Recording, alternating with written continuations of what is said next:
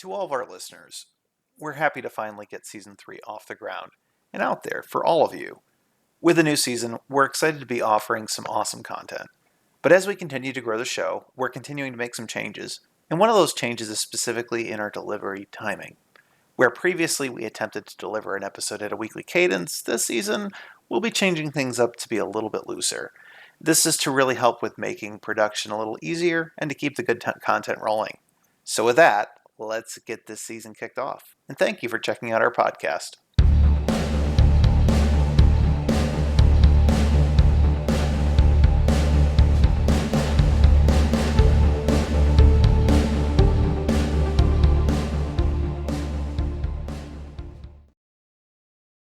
Hello, everyone, and welcome to Between Two Studs. I'm Alex Studd. And I'm Ron Studd. Ron, it's been, 6-7 months? We are back. Yeah, so this is the start of Season 3. And I know we've had a lot of talking about ideas about what we want to do. We've talked to some of our fans, and we've talked to some former guests, such as the one we've got on tonight. And I'm excited to get this season started. And who else better to get us started than Reuben? Welcome back. You haven't been on the show since Season 1, although you did make a quick cameo as part of the Q&A, right, of the end of Season 2, right? I asked a pretty saucy question, too. No, wait. You're cutting all this out, guys. He was our first guest ever on Season 1, and then he hosted the last episode of Season 1. Yep. And then he asked that saucy question at the finale of Season 2. So you've done 3 appearances. This is your 4th. I guess technically second as a guest, I would say. The second appearance was guest host. Right. But you know, on SNL they have like those trophies or the little plaques or whatever they give to people who like hosted. The 5 Timers Club. Yeah, the 5 Timers Club. We don't have that. We don't have the budget for that. But imagine a fake version, and you have that. You are the leader right now. You haven't had anyone on as many times. I'm honored. I truly am honored. Well, and there's a lot to talk about. Am I right, Reuben? There's been a lot going on in your life. Well, 2022 was a year for anyone who hasn't kept up. And we can get more into that as this episode kind of goes on. But I'm pretty sure we're get into it. We're forgetting something, though. You literally, for anyone who's watching, I had it in my hand. I was waiting to say it. So Reuben, not to ruin anything, but Reuben is coming into us from Nashville. We'll talk about how and why, but he has his Malort. He has his Malort with us. Ron and me, as always, we have our Malort, the official spirit of Between Two Studs, and to kind of get the palate going, right? To get the conversation a brewing. Cheers, fellas. Cheers.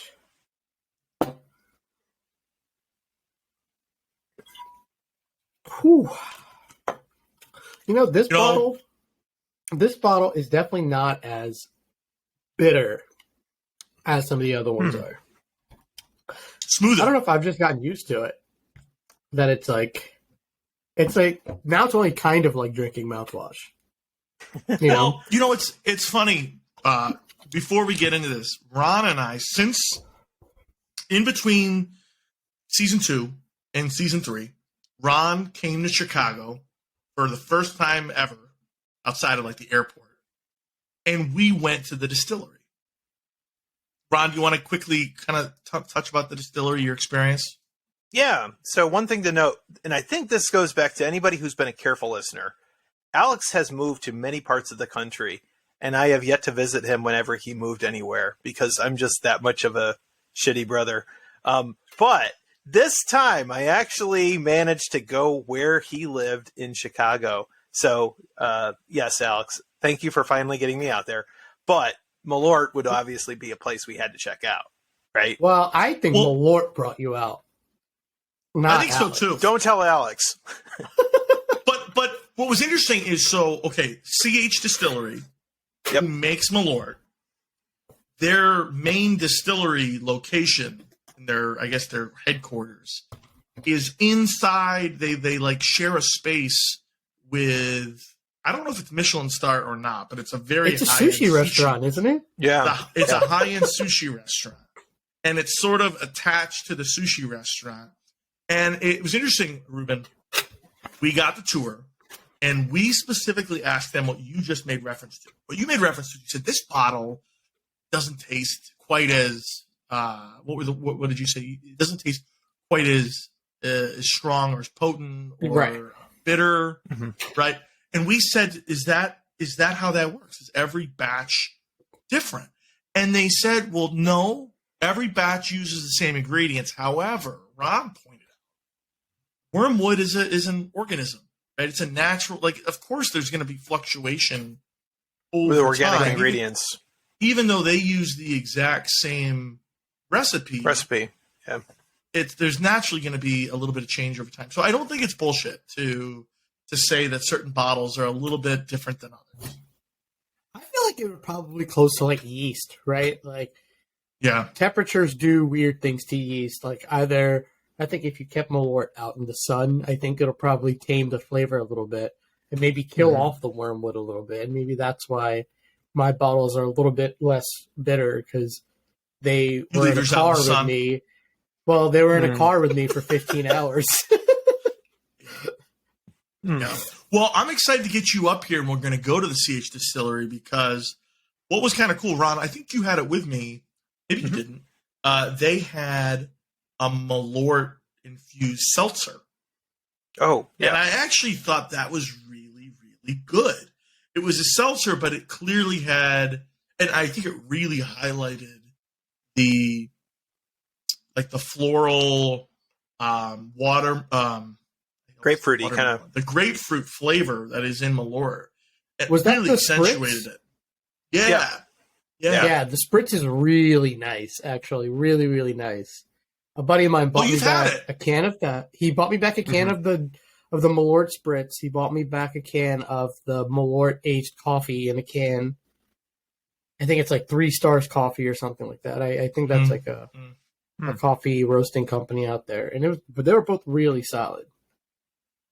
Well, the other thing that we had too, and this was actually at another bar, but we also had Malort infusions, which was kind of interesting. Like the one bar we went to, that was kind of their thing, is like they had a rotating list of things. Like when we went, they had it was like peppermint. So they peppermint, and they had candy corn infused Malort, which sounds yeah, go on, Alex. So it's interesting. I mean, they literally, they have no partnership as far as I know. They're just a bar that gets their Malort from the distillery, but they just open these bottles up and put random, I shouldn't say random, but they put shit in there and let it soak for a couple months. And so we had the peppermint Malort, and you could just see it at the bottom, right? Just sitting there. And we asked them, they said, oh yeah, we're always trying new things. They said they just ran out of their asparagus Malort. And I said, that sounds terrible. And they were like, trust me, it is. So some of them, they're like almost intentionally trying, like they're trying to take someone who likes Malort, which is already someone with a distinct palate, and they're trying to challenge them. But the thing is, Malort is like current day Nick Cage, right? Like Nick Cage right now has really just steered into being Nick Cage, right? Like the very crazy act. I don't know if you saw the new movie coming out that he's in called Renfield, where he plays a vampire. It's like, funny enough, like I just watched I did see a Vampire trailer Kiss a couple months ago. Wait, do you think it's going to be even weirder than Pig? Oh yeah. Like I think Nicolas Cage has just gone into that, right? He's just steered right into it. He's like, you know what? If this is my thing and I'm doing these crazy movies, that's fine. I think that's full what Malort speed is. ahead. Malort is like, yeah, Malort's like, listen, we know we're terrible. And if you drink it, great. You're awesome. Yeah. And to be fair, we have done our fair share of spreading the love of Malort. Oh, it's unbelievable. It's unbelievable. But you know what? It's an honor. it's an honor to spread that love. If there was an official religion, I'd consider attending some meetings. I'd give up a Sunday afternoon to the Church of Malort. You hear the good word. Yeah. So maybe. Yeah, maybe. Right.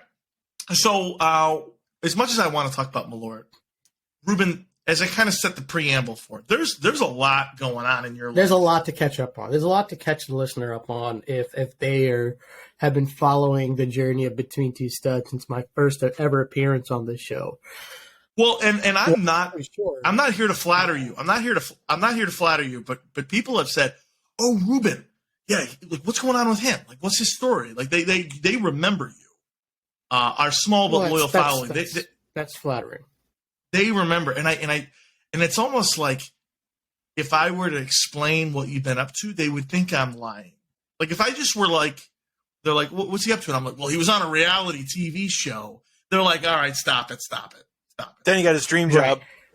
Then he got his dream job, and he's living. He moved like. So we just got to start from the beginning. All right. So why don't you start? Long story short, 2022 was a hell of a year for me. The most life-changing year of my entire life. So last January, just over a year ago, I was in Knoxville, Tennessee, filming a show called Chopped that's on the Food Network. It's a very popular show. For anybody who watches the Food Network, like Chopped has super fans, and I'll get to that in a little bit. Like when I say they have super fans. So I filmed they had a tournament, a Chopped tournament. So the show's Chopped. If you're not familiar with Chopped, it is a reality cooking show, and usually they're like single episode arcs where it's 4 chefs and they compete in 3 rounds: an appetizer round, entree round, and dessert round, and one chef gets chopped after each round. And so the winner of the episode usually gets $10,000.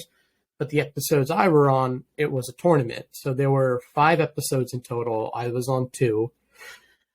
Spoiler alert, I won the episode that I was in, and then I made it to the finale where I got chopped in the entree round. And because of that, my career has really taken this unexpected trajectory to where I'm at now, to where 2023 is shaping up to be even more life-changing. So, so I was on Chopped, and then it aired in May. Alex was actually there for the watch party. And then funny enough, for the watch party for the finale, Alex's mother-in-law was there. Because we have to represent somehow. Yeah, because I just happened to be doing a pop-up in Pittsburgh that week.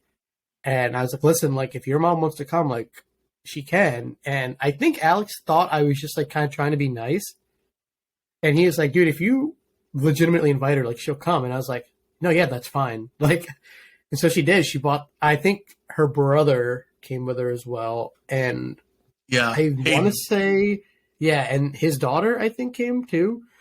And so bought some food. Yeah, and they bought some food. I think he made some really great focaccia bread. It was just a really cool time. And I did. I mean, it was such a crazy experience just being on that show and being able to share that with people and seeing the final product for the first time with my friends and family was something that I'll never forget for the rest of my life. And who knows what's going to happen here in the future, So Reuben, there's a lot to unpack there. I mean, all exciting things, but let's talk about.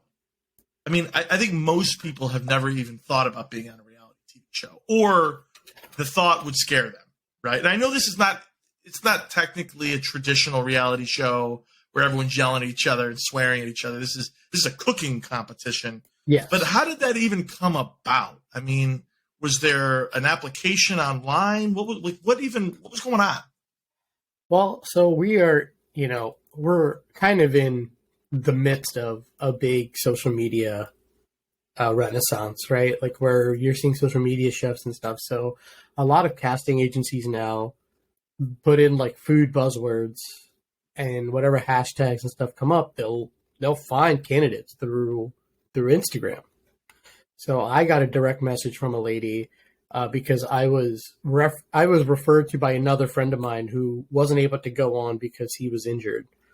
But I applied, and then like I had applied to be on a couple other shows before too. Like I made it to like the second round of interviews for this show called Supermarket Stakeout. And like I made it pretty far before I didn't get on there. And then so I kept getting further and further along in this process. And yeah, so once I applied, I did the interview, I did a Zoom interview, and then I did another interview. And then before you know it, they're like, okay, like, and every time they would always end it with, this isn't official.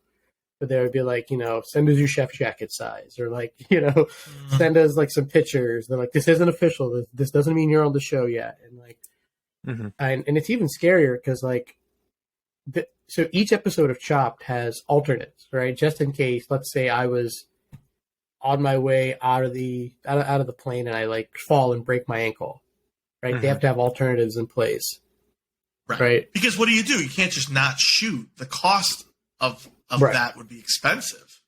And so, you know, even just being on that show, like, I guess, like, you're not really technically guaranteed a spot until you get your bracket or you get the people that you're competing with. You know, and it was definitely long days. Like, my episode alone, we had started at 7 a.m. and I didn't leave until like 9:15 at night. Wow. Yeah. And I thought you only cooked for 2 hours on there. Yeah, like the show, like, and I'll tell you what, 30-minute episode. Yeah, I'm telling you what, those time limits are accurate. I think that's one of the most asked questions I get. Is it actually 20 and 30 minutes? And I was like, yes. Like, legitimately, once that clock starts, like it starts. It is ticking. You know, and like you gotta come up with something in that time frame. But here's the real question: when they do like the countdown, are you guys coached to like act all frantic and like just start like, oh shit, I forgot the thing, or is it really just like, oh crap, I got only 10 seconds left? Shit. Well, so like definitely on TV, they definitely dramatize it more than you would think. Like, I know for my episode, so while you're cooking, they don't pump in like bum bum bum bum bum bum. They don't do that. Like, no. But they did say, like, they would give us like coaching after the fact. They'd be like, hey guys, can you be like, can you react a little bit more to the ingredients that are coming out of the basket? And you know, and it's like, it's like, whoa, what's this? You know, paprika. Whoa, never heard of this before. But like, it is crazy because like all of those like talking head shots are done after the fact. So after you get chopped or you win, you have to do this whole nother filming process where you're in a room and they're like, all right, so in the appetizer round, what are you thinking when you see this? Right. And so like, oh man, when I saw these pigeon peas, I was like, what am I going to do with this? You know, like things like that. I've always wondered. It was awesome, though. I've always wondered, like, when you're talking about something that already happened, that's got to be like, it's like, and of course I'm thinking about like your traditional reality show where you're like, that bitch, I hate her, but like you already know, right? Like, all these other things that have happened, but you're talking about something that was filmed days ago or whatever, right? Like, and I know that's not your competition, but I always think about that when you're watching a reality show, like when these side cameras, when was that filmed? Right. And one of the important things I missed telling the audience was the tournament that I was on was called Desperately Seeking Sous Chef. So the winner of this tournament got a job offer from one of the judges. And you also won $25,000, right? Those are the two big prizes. And, you know, there's a lot of behind the scenes things with that whole process. And like, obviously, like, I don't want to get too far ahead, but now talking to one of the judges who is currently my boss, like she tells me a lot of stuff, a lot of rules that she had to follow. So what happened was, after the filming happened, the show didn't air for like 6 more months, right? Mm-hmm. And so, and I can attest that Reuben is lock and key. He did not say anything. As much as I wanted him. Yeah, like we were like, well, how'd you do? And he would not share with anybody. Right. My answer was always, well, I did better than I thought I was going to do. Which, like, to me, like, that answer could mean anything.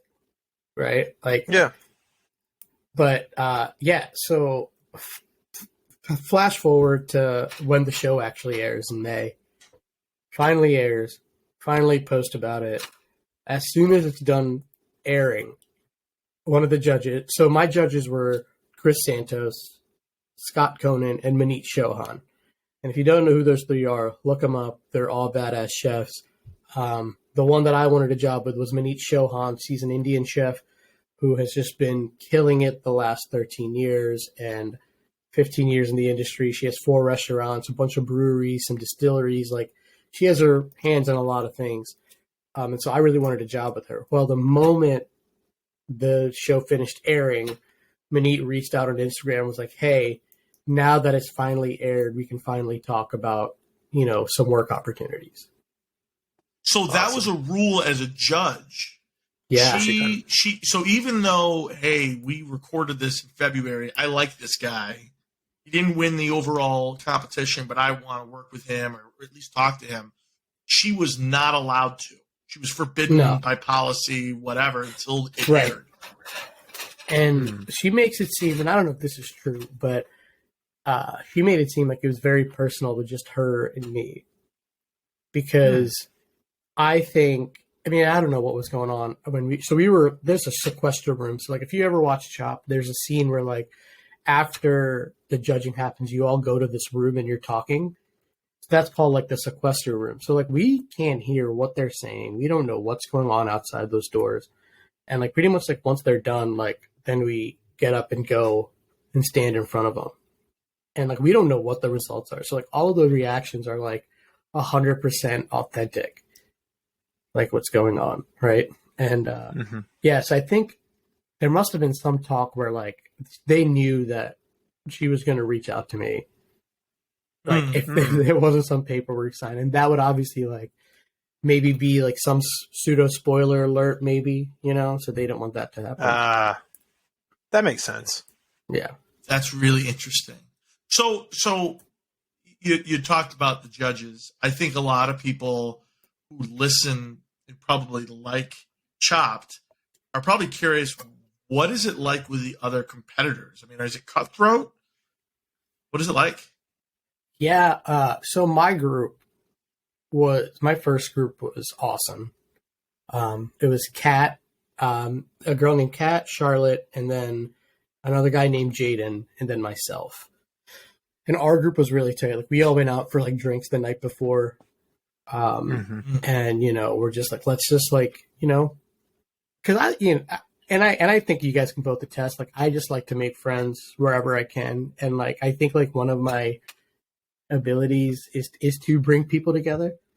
Like, that's what we did. I was like, I'll get the first round and someone gets the second. You know what I mean? So that's what we were doing. And I was like, oh man, like, now I really like you guys and I'm kind of rooting for y'all as well, but yeah, it's not as cutthroat as you would think, at least not in my experience. Maybe we just got lucky. I mean, there's like 1 or 2 that are like very overconfident. Like the first guy that got chopped in my episode, I felt so terrible because like I felt like they did not paint him in a very positive light at all. Did he drop something? I haven't seen the episode since it aired, but something happened, right? He dropped something and then he cut himself. But like he was he was running up and down. Like he was loud. He was like pushing through. I think Kat even said something. She was like, hanging out with you and like talking with you, I was really worried that you were going to be the annoying one. Like, I was really worried you were going to be the one that was going to be like trying. She was like, but the moment they said go, she was like, I looked over and like you went from like being happy-go-lucky to like serious, like focused Reuben.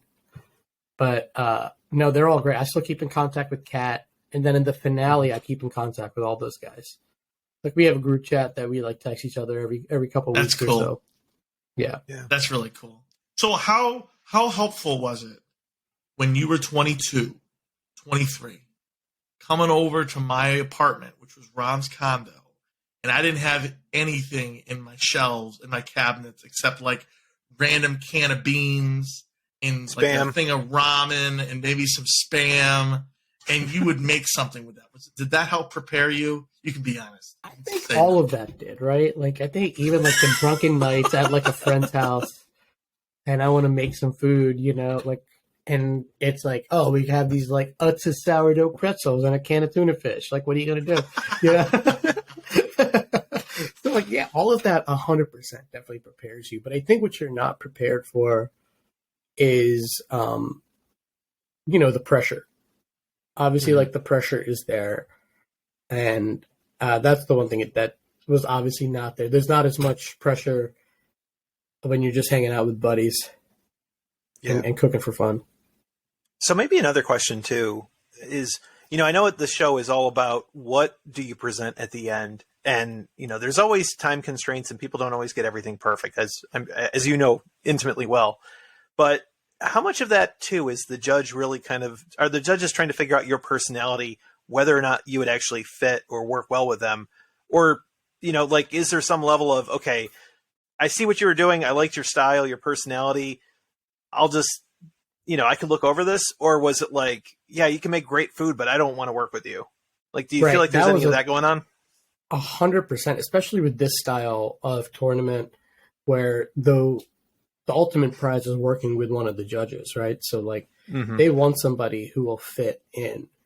And I think there were concerns with Paco who won because he was very confident, like almost cocky, right? And I think he was somebody that I think they might have been maybe scared, but when it came down to the food, I mean, the guy just put out stellar food.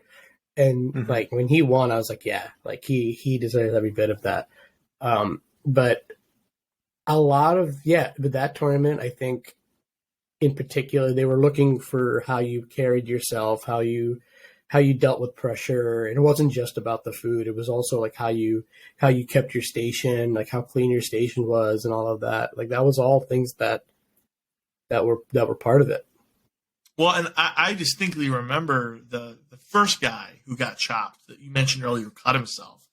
I remember watching that. And when they were trying his food, I remember them saying, actually, this is for how scatterbrained he was. I'm sorry if he's listening. I don't mean to be disparaging.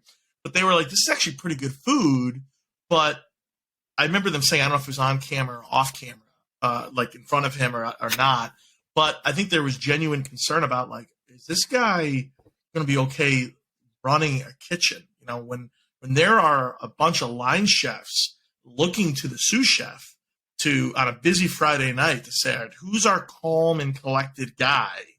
Is no matter how good you are, there's a level of, you know, as you mentioned, right? You were able to get into the zone. You were able to get into kind of serious Reuben when you needed to be. Well, I think one of the hardest parts for me on that whole show was after meeting everybody and hearing their credentials, I felt I had a bad case of imposter syndrome, right? Like, here are these chefs that are working for Michelin star restaurants and that have worked for like big name chefs and stuff, you know, like Thomas Keller and these big, like Jaden, for example, like he was like, oh, I work with Thomas Keller and like I do this, I do fine dining, and like all these guys had these great backgrounds, and here I am, you know, 5 years removed from any restaurant environment, and I was a corporate chef with Aramark, and I think that was one of the hardest things to get over. And then I'll never forget when I won, I said, right now I feel like, you know, that I still got it. Like I've been out of restaurants for so long, and I always kind of felt like I would go back at some point, and, you know, doing something like this and winning felt like I got it. And then when I got chopped, I remember walking away, and Chris Santos, like this was like that, and this was not on camera. Chris Santos looked at me and he was like, "Hey, Reuben." And I turned around and he was like, "You still got it, man." I remember like that being That's a moment where I was, I remember that being a moment where I was like, cool. Like, then obviously, you know, fast forward to now, I'm in Nashville working for Manit Shohan. Well, I think that's an awesome segue to say we're going to go to break. But when we come back, let's talk about, all right, so you got to the semifinals. You got introduced afterwards to Manit. You're now let's talk about all that. So yeah, let's do it. We're going to come back and we're going to dive into all that. So we'll be right back. Next episode of Between Two Studs is a special one. It's the first time that Alex and I and two guests are actually going to be filmed all live together in the same room. It's going to be awesome, and we know that you're going to love it too, so be on the lookout for it. All right, welcome back to Between Two Studs. We're hanging out with Reuben Dhanawade. He was just telling us about the whole build-up, right, and his performance where he kicked ass on Chopped. And then the day after it aired, Manit reaches out and talked to us from there. I mean, all I know is you and I, we tried our best to text, right? I keep in touch the best I can. Yeah. But every time I texted you, it was like, well, I'm in Dallas. I'm in Austin. I'm in Orlando. I couldn't keep track of you. You were just on this world tour. What the hell was going on? Yeah, so I think I knew that my time in corporate dining was coming to an end. And so before, like after the spring semester last year, I told my boss, listen, after this summer, I'm not coming back. I'm going to explore other options. And at that point, I was going to get back to the restaurant industry in Delaware. Well, Chopped airs. And then, obviously everybody thought that meant I won, right?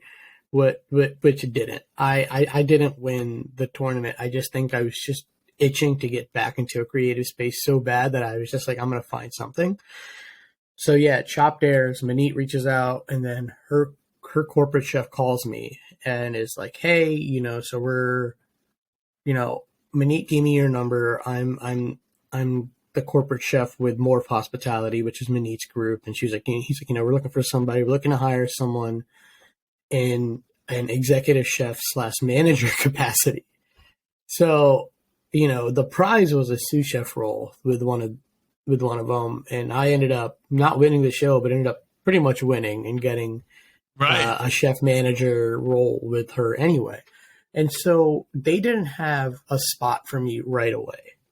Right. So they knew they wanted me, and they knew they wanted to but they wanted to figure out the right role. They didn't want to just bring me on and, there not be a spot for me. Right.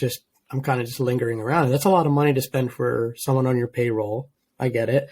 And so that conversation started in August, it was like late July that I came out here to Nashville and interviewed with Manit, the corporate chef, and Manit's husband, who's the CEO of the company. And, they told me, this is what we're doing. This is the role we're trying to fill here. And we think you're a great candidate. And so, we'll have you work in the kitchen for a day. And at that point, like, it was all about it kind of felt like almost like a business meeting where you're like trying to show off for somebody. So like the corporate chef took me around Nashville, showed me, Broadway and everything. And then we had dinner in the restaurant, which was incredible.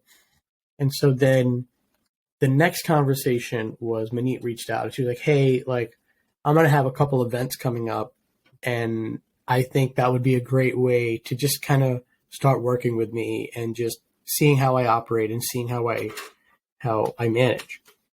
So the first event I did with her was the New York City Wine and Food Festival, which is a big Food Network event. And the dinner was her, Amanda Freitag, and Leah Cohen, who were two other very well-known names with Food Network and and like some and celebrity chefs. And so like just rubbing elbows with those guys and like those ladies, I'm sorry, and like just, being able to do that. I remember like the first time I was like, whoa, like this is crazy. And then I started doing other events with her. There was 1 week where I went to Austin, and then like the next day I had to fly to, I was in Austin for 2 days, and then I was in Dallas for 2 days, and then I flew to Austin for 2 days for 2 events. And then I did the Palm Beach Wine and Food Festival, which like, and it was just cool to like be around all these, chefs that I grew up looking up to. And like, I was almost like fanboying, like here I am watching the England Argentina World Cup game with Robert Irvine, well-known English chef, like, and like we're all like razzing him when England loses, and like it was just so much fun. But yeah, and then finally when I was in Dallas, Manit's like, hey, let's just figure out a date. Because what I ended up doing, I ended up rescinding my notice from Aramark and ended up going back for another semester until I was like, I told him straight up, I was like, hey, listen, like this is going to be the deal. I'll give you guys a month's notice, and that meant a month's notice just for work. I actually ended up taking a month and a half off to like pack up my life. Cause like that was, as Alex knows, this is that little cottage, that was your home for what, 7 years? 7 years, that was home, and I love that place, and I still do. I'll always love that place. There's a lot of memories. But as Alex knows, like we've, in our core group, right, me, you, Gabe, and Cortland, I think you guys were always maybe a little disappointed that I never flew the cocoon, so to speak, flew the coop. You never got out of Delaware. Yeah. Right. And I listen, I will always defend the state of Delaware. I always do, from afar. And I have no issue with boomerangs, right, who leave Delaware and then come back. But I do think you do yourself a disservice. I do believe this. If you never leave where you lived for a long time, especially, I mean, I know you moved from India to Delaware when you were like 6, right? I think it's important to leave because even if you end up going back, you at least have a better appreciation. And I think I've talked about that on the show before. Yeah, and I think part of that too was my field is a field where like it's cutthroat, right? So like you have to work hard and hard and hard. I think there was always a fear that if I left Delaware, would I ever get back to that status that I had in Delaware? Because like arguably you could say I did a stupid move because like my name was pretty big in Delaware when I left, right? Not trying to be cocky, but like people knew who I was. People knew I was on a show. Like I remember like we went out to Santa Fe one day and like I hate talking about it, but the server recognized me. Not by the way, not the city Santa Fe. Santa Fe, the no, Santa Fe Mexican Grill in Delaware. I knew what you meant, but listeners, yeah. So, it goes from like weird things like getting noticed in Delaware in random bars, and like be like, "Hey, are you Reuben, the guy that was on Chopped?" Like, and it's still something I haven't gotten used to because it happens now in Nashville. When I said earlier that they're super fans. Like, there are people that come in and they're like, hey, were you on Chopped? And I was like, yeah, I was. Like, and they're like, wow, you're here now. And I'm like, yeah, I ended up like taking a job with her. And like, they're like, that's so awesome. We were rooting for you. Like, it's crazy because like she does have her super fans, like, and it's hard for me to look at her as anything more as like a boss and a mentor now. But like, I do forget that she is a celebrity. Like she like are people who like get starstruck by her. But yeah, so I picked up my life, and I am living in Nashville now. So there's 2 natural questions based on what you just gave us. Question 1 is, what do you miss outside of friends the most about Delaware? And what have you learned about being in Nashville? What do I miss about Delaware other than friends and family? What about when you served arguably the most famous Delawarean? A year ago, I would have said Joe Biden was the most famous Delawarean. But with the White Lotus, I think Aubrey Plaza has officially become more famous than Joe Biden. No offense, Joe Biden. I know he's a loyal listener. But I think Aubrey Plaza has overtaken. You met with her. You served her. I did. I think what I miss about Delaware is the chef community. I think when I left the chef community there, I was really tight with, and they were just peers and people that I really looked up to and really enjoyed working with, that we all helped push each other. There was a big pop-up community there. Obviously, as you guys saw on my Instagram, like I was always doing like pop-ups and stuff. And that's something I miss a lot, like doing that kind of stuff. But I remember when I got this job offer, I called one of those chefs, and he's a guy that I consider a mentor. His name is Gerald Allen. And I was like, I'm stupid if I don't take this job offer, right? And he's like, 100% you would be if you don't take that opportunity. Because like at the end of the day, Delaware will always be there. If I did fail here, which that's not happening, but like if I did, I know I have that safety net. And I think even so, yeah, and maybe we can talk about this a little bit later. So, my girlfriend, Rachel, she still lives in Delaware. But I know she was hanging out with Cortland, and I think like something Cortland said to her was like, you know, I bet it's weird for Reuben going from like a big fish in a small pond to kind of being like kind of a small fish in a bigger pond. And I was like, you know, I thought it was going to be like that too, but it's not. The transition, I think, has been way easier and way more natural than I expected. Like, what do you credit that to?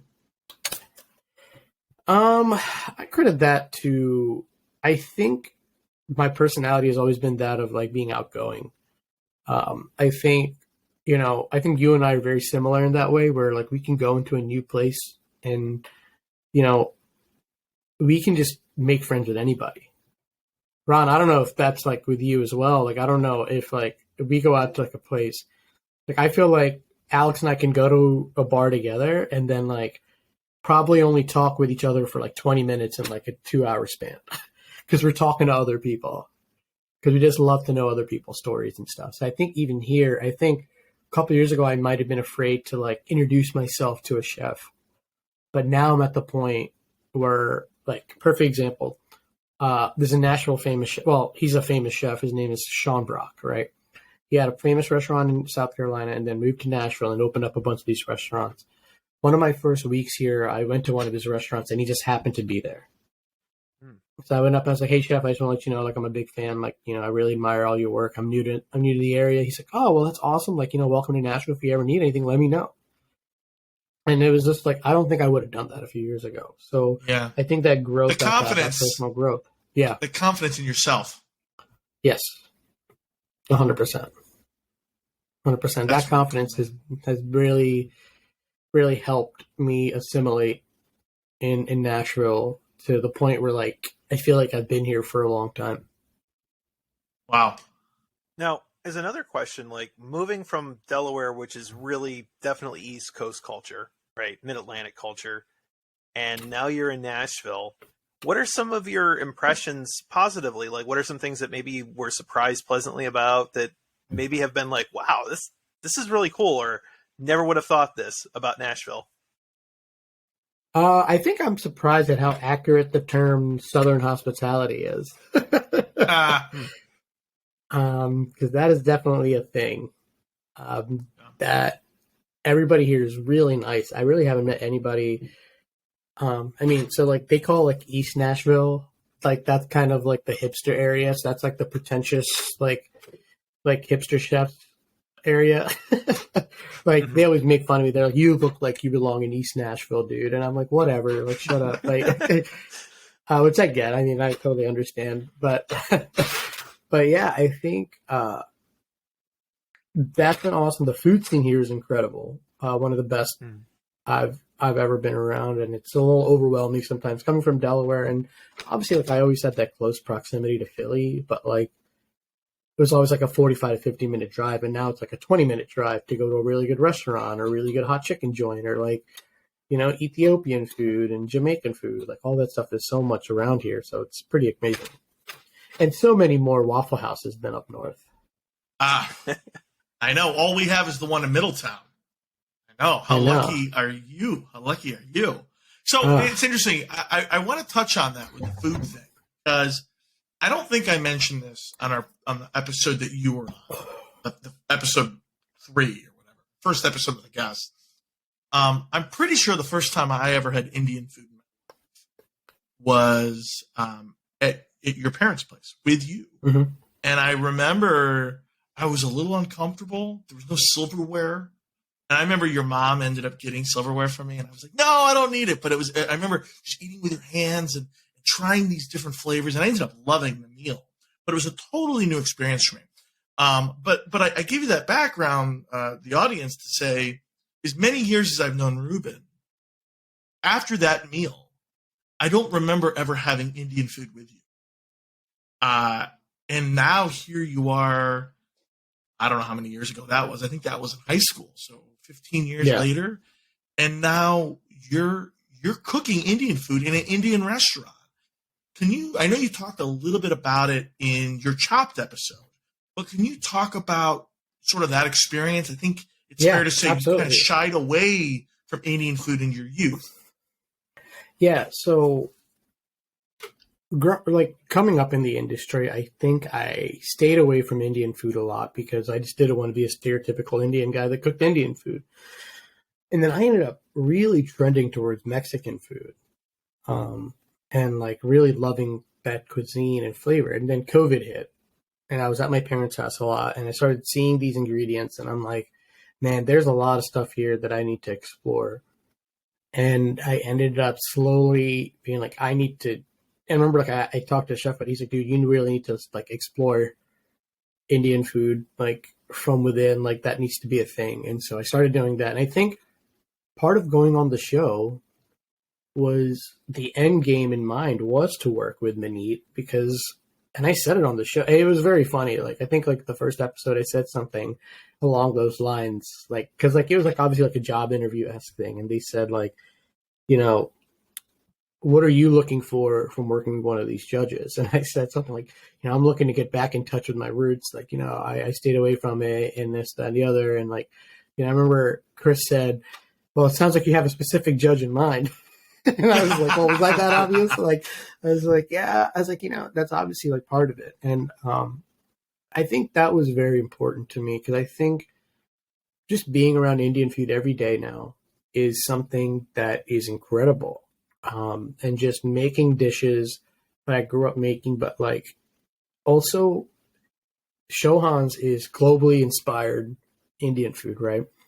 So like, for example, on the menu, we have a chicken tikka poutine, right? Poutine is a very Canadian dish, but like we put tikka masala sauce on it, like tandoori chicken and like cheese curds. It's one of our best selling dishes. Wow. I think it is such a perfect place for me because I get to take some of my American and Mexican background and put Indian spins on it. You know, like I'm like workshopping a crab dip because I was feeling homey. I was feeling homesick. Mm-hmm. And, you know, with the summer right around the corner, I was just daydreaming about going to Chesapeake Inn and getting crab dip, you know, and a couple of orange crushes. And so I was like, I should do an Indian crab dip and put on the menu. That's so cool. Yeah. But yeah, it was very nerve-wracking at first because like there's all the stuff that I knew from growing up when I was a kid, but just not in a professional environment, you know? And so now I get to be in a professional environment with Indian food, and it's just super exciting. You know, I know all three of us loved Anthony Bourdain and loved his travel show. I think I fell in love with him more for his travel than his food. But I certainly appreciated his food too. And I remember, Reuben, you introduced me to the book Kitchen Confidential. I remember you saying, "Listen, I know you're not a chef, but you'd still appreciate this." I remember reading it, and there's all that like tips and tricks about like don't eat fish on Monday at a restaurant because the food, all those little things, right?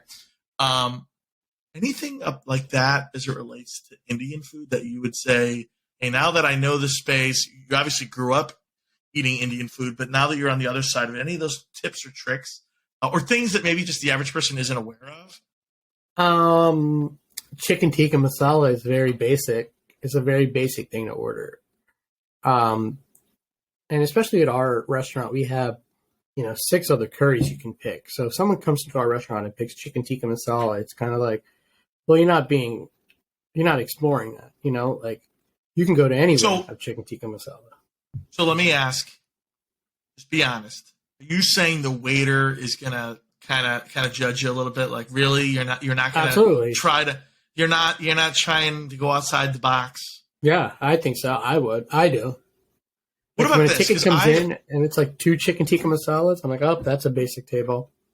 What about this? Because I know it's probably a super basic dish, but I cannot get enough of butter chicken. Or even butter. I've had butter cauliflower, butter. I don't even know how to make it. I mean, I know it's what it's at. So it's the same thing as tikka masala. But you're saying that's it's old news. You can have that anywhere. You can have that any day. Get a little bit more experimental. Fair enough. Yeah, that's all I'm saying. That's all I'm saying. Now, what about for like naan? Right?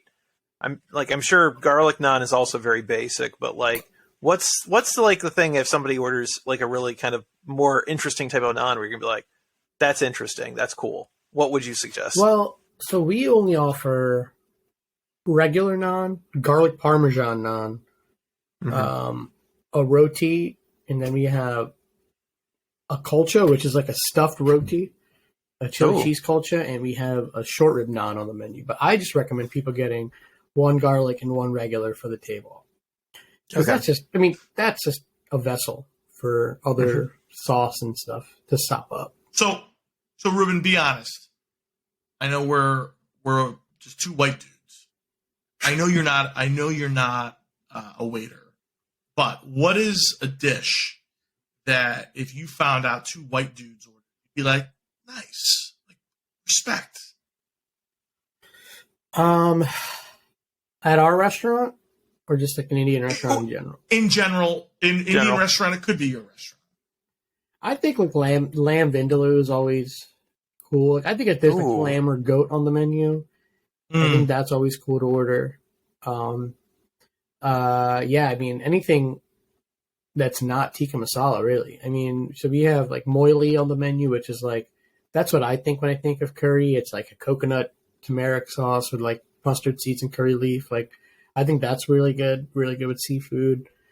I would say if you're going to try to get tikka masala and you don't want something spicy, right? If you're picking tikka masala because you know it's not spicy, I think there's other options on the menu that you can ask what isn't spicy and what is.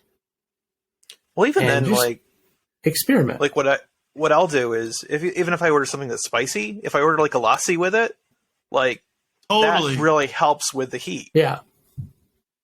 Yeah, we have like raitas on the menu. We have lassi on the menu, But yeah, it's interesting because I'm just, I'm obviously only like a month and a half into the job, and I'm still figuring out my role a little bit with the company right now. So like sometimes, and it's funny because like Saturdays I'm at the Chinese concept.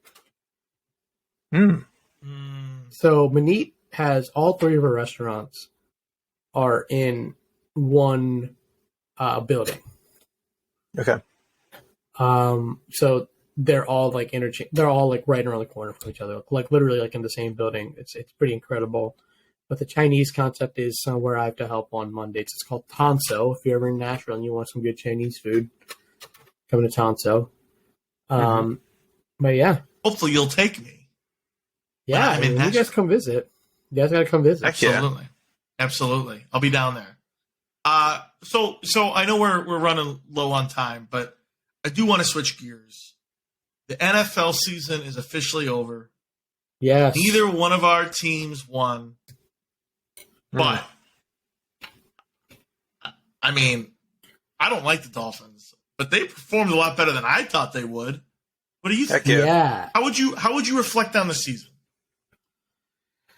Ooh, emotional roller coaster is what I would explain it as. There was a point 4 or 5 games in where it looked like we finally had a franchise quarterback.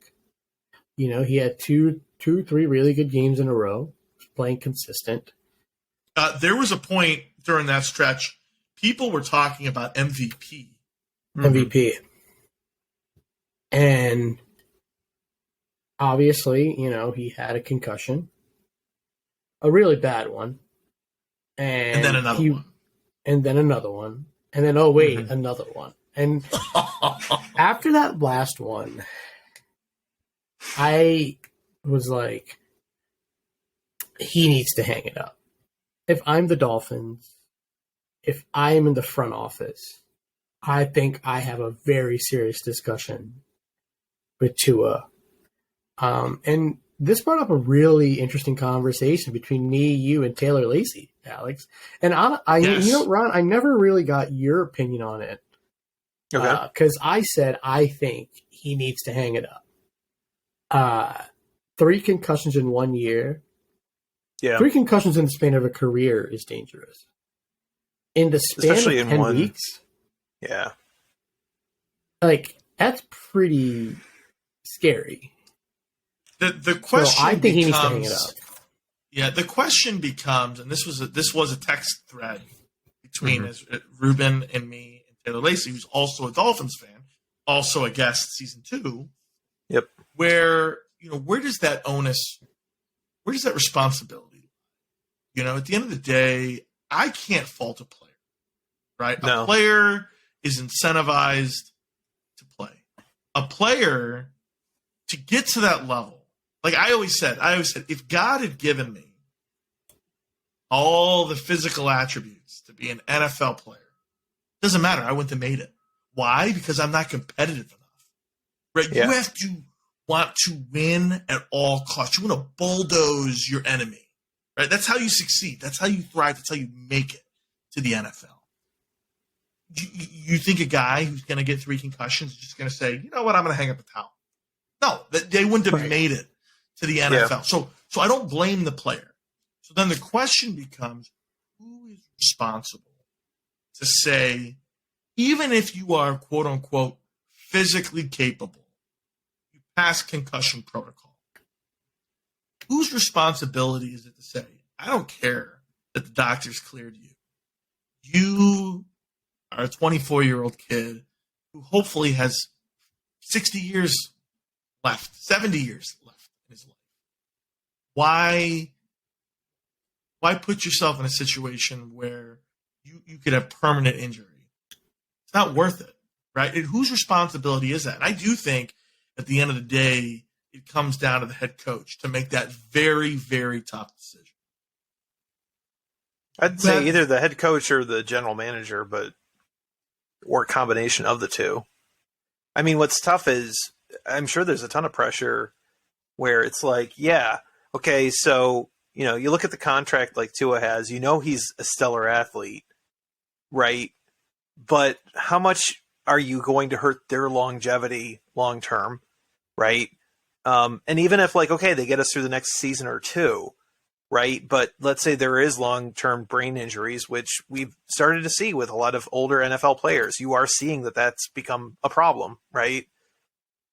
I don't know. I think that's a tough thing because I completely agree with you, Alex. There's no most players, they don't get there by, you know, giving up. They get there by being tough and saying, you know what, It's just a knock on the head. That's fine. I'll be good. Maybe I can't play well, but I'm good. I'll go back out there. I mean, case in point, look at Mahomes. Yeah, it's true. I could have been a 6'8", 350-pound pure muscle. I wouldn't have made it past high school because I'm not competitive enough. Yeah. Right. These guys it's a whole different level. Mahomes, you brought it up. I mean, how the injury that he played through now was just an ankle sprain or and I'd say just, but I'm saying it's not a head injury. I would have been like, yeah, I'm out. My ankle hurts. You know what I mean? He goes in, you can see him hobbling out there. That's how we have backups. Let him go in. But that's the thing. I think that somebody like Mahomes looked at it and said, I'm the best shot to get this done. Even if I'm performing at 80%, I want the team to get the W. I don't care if I'm going to be playing through injury because I'm expected to give my 110% the whole time. And that's where I think like Tua was in the same case where, he had injuries, but as far as he's concerned, unless somebody says, no, you can't go out there, he's going to go out there anyway but that's where I get worried about these players long term. Where is he going to be 50 years from now? And what's that going to be for his mental health? And as a fan of the team, I don't know. Like, I don't want to go through another year of uncertainty. And I think Tua, obviously there was a point where he was the odds-on first overall pick in the NFL draft. The tank for Tua thing was a real campaign that people did. Incredible athlete. He still is. Mm-hmm. But right. But you look at his injury history since 2018. It's like he had the ankle thing, the hip thing, and then the concussion thing, and then he comes to the NFL, and there's another concussion thing, and then it's his finger. There's always, some players, like, look at Jimmy Garoppolo. Like, great quarterback when he's playing, but, like, guy can't stay on the field. Yeah. And I think it is interesting. It's interesting. Yeah. You wouldn't think of, you always hear about injury prone, and there's a part of me that goes, well, that can't be real, right? That can't be real because we're all made of. NFL players, they all work out. They're all taking the regimens. They're all taking the medicines and the legal drugs that they can take. But year after year, there are certain players who just always get hurt, and certain players that don't. And I don't know what that is. Is it certain players just know how to fall? Certain players know how to go down? Yeah. Look at LeBron James. I don't think you play for as long as LeBron James playing without taking care of your body every single day of the week. And I think there's some players that just probably don't put in the effort to prolonging their playing career, Yeah. I don't know. Well, but, so you kind of alluded to it, but I want to make sure we hear it on the record. What would you do if you're the Miami Dolphins? What do you do with Tua? Do you move on officially? Do you kind of give him one more year? What do you do? I think you move into next season with him as your starter, but you definitely have to start thinking, you have to have a contingency plan in place. So do you get somebody in free agency like a starter? Let's just say, for example, if Lamar Jackson, for whatever reason, wants to come to the Dolphins, I don't think that's a phone call you're going to be like, nah, it's good. We got Tua. I don't. Yeah. I think you have to. I think you have to take that. And that's another quarterback, though. Like, he hasn't really played a full season. Stellar athlete. Not really. I think there's a reason why the Ravens haven't committed to him long term. But what about Derek Carr? Do you take Derek Carr? Yeah, I like Derek Carr. I think Derek Carr in the Dolphins system would actually be really good. This is going to sound so crazy, but I think I would rather have Derek Carr right now than Tua and have Tua sit. Why not? Why not sit for a year? So regardless of who your quarterback is, which I know that's hard to do, how do you feel about the Dolphins? You got a great defensive coordinator coming in. Yeah, I think Vic Fangio. I see a 9-8 year. I think. Yeah, I was going to say it's just up today, right? So that would be a decrease. Yeah, I think as a Dolphins fan at this point, I think I'd go into every year with just like, hey, if we make it past 500, I'm happy. I don't know. I think if Tua legitimately comes back and is able to, practice falling, I don't know like what he needs to do to avoid these injuries. But if he comes back and plays to 80% of what he was playing last year and is able to do it for a full season, I think easily you're looking at a playoff team, right? I totally agree. The question mark, and this, of course, impacts both of us, Bills fans and Dolphins fans, is how's the rest of the AFC East looking? I mean, the Jets, if they can get a good quarterback, if they could get a Derek Carr, if they could get a Lamar Jackson or an Aaron Rodgers, they already have one of the best defenses in the NFL. That completely changes the AFC East. Yeah. Yeah, well, we'll see. We have a couple more months till we figure out what's going on with our teams. Like with that too, I mean, even that's something that Bill's coaching staff said the other day. They were like, AFC East has changed. Everyone is stepping up their game in a huge way. And it really is becoming like a premier division, right? Where you can't count the Dolphins out. And truthfully, I mean, as much as I hate to say it, the playoff game, the Bills against the Dolphins really almost won that. And they probably were the better team. They were the better team that day, for sure. Yeah. I don't think they're the better team on paper, but they were the better team that day, without a doubt. Yeah. I mean, that's another person, Skylar Thompson. He might be someone I would look at as a legitimate starter if he can improve a little bit. Yeah. But so what can you do? Reuben, last question of the evening. What's next for you? What's going on? Are you gonna have any more reality shows anytime soon? I hope so. I think really. Is this breaking news? No, I mean, I definitely want to apply for more. And Manit and her husband have said, listen, like if an opportunity like that comes up, like talk to us, because there was an opportunity I had to go on the Great Food Truck Race, and they wanted to film from January to March. And I told the casting director straight up, I was like, listen, like I'm starting this new job with Manit Chauhan. Like I just can't, I can't do that to him. Yeah. And they were like, you should have like talked to us about that. Like we would have made something happen. So you could have done that. Wow. Like, no, but I'm a loyal person. I told him that. I was like, I wouldn't be able to do that because I'm a loyal person. But that speaks volumes to them. Oh yeah. They're an incredible company. On paper, right? And I don't know this company, but on paper, you would think they if they were selfish, and I don't mean that even in a mean way, they would say, "Oh, we want to protect our talent, right? We don't want our talent getting exposure at the national level and then leaving us, right?" Not to say you would do that, but I guess what I'm saying is I think that takes, I think that's really cool. I think that shows that you're working for a really good organization. Yeah, 100%, man. I'm incredibly lucky and incredibly excited to be with this company more now than ever. Like I was excited to join them before, and now I'm like in it, and I'm still excited to go to work every day. I'm still excited to be putting in long days with this company and being proud of the work I'm doing there. Are there hard days? Yeah, sure. I think there's hard days anywhere. But at the end of the week, I'm always like, this is incredible. I still can't believe it sometimes. Now, shifting gears a little bit, too. You will also have your podcast, Guys Who Cry. What's going on with that? Is that still continuing? Yeah, we decided to take a pretty long break.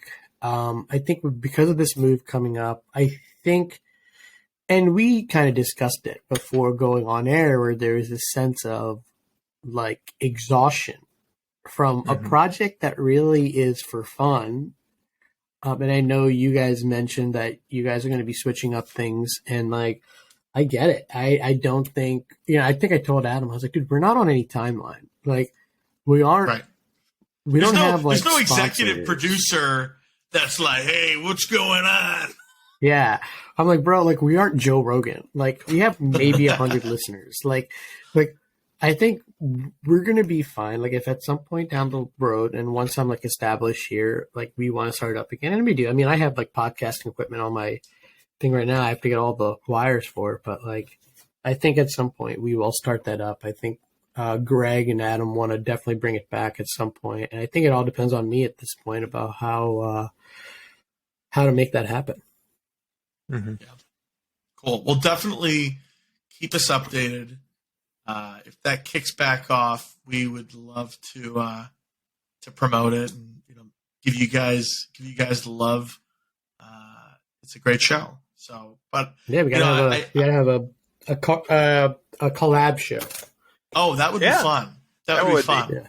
But it is interesting because we did talk about that before we went on air. This is something that is a podcast. It's an opportunity. It's an art, right? Like it is a creative expression.